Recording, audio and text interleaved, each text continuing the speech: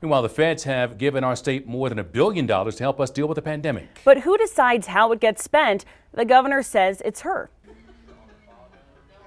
And lawmakers say it's them, and then there are businesses who are stuck in the middle. There's a fight brewing over how to spend billions. Every New Mexican has a stake in how this money should be spent. Why does the governor think she has all the answers? The feds gave the state $1.6 billion in pandemic relief. During the last legislative session, a bipartisan group determined how it would be spent. But on Friday, Governor Michelle Lujan Grisham said not so fast and did a line item veto over that money in the state's budget. This is money to help New Mexico chart a new course forward. In her veto message to lawmakers, the governor said some of the appropriations did have merit, but legislators did not have the power to tell her what to do with it. We all remember Schoolhouse Rock, and it taught us a very important lesson.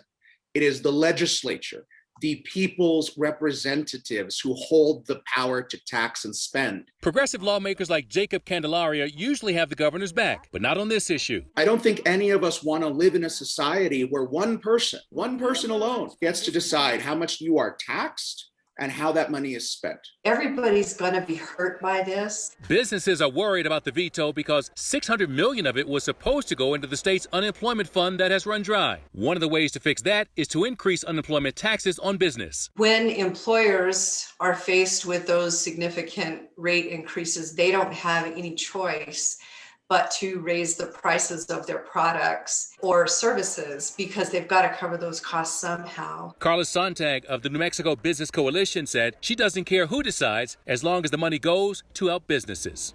The governor's office told us that a separate piece of legislation did put $300 million of state money into the unemployment fund.